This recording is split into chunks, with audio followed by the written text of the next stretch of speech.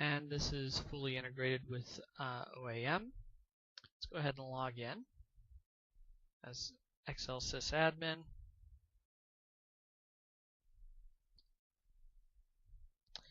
So you'll notice the primary change in PS3 is the UI. So this is the Identity Self-Service UI. They've moved to a tile-based approach.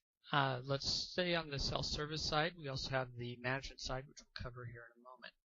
So let's click on My Information.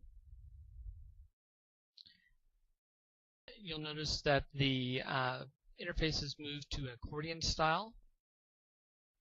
Open up this, so we have our basic information, username, display name, telephone, locale, time zone, etc. We can change our password. We can set our challenge questions.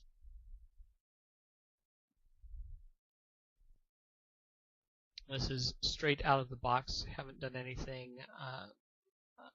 Haven't done any setup.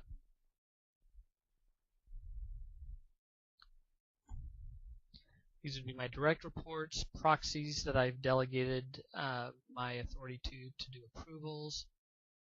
Okay. Let's jump over to My Access. We have administrative roles. We have enterprise roles. We have entitlement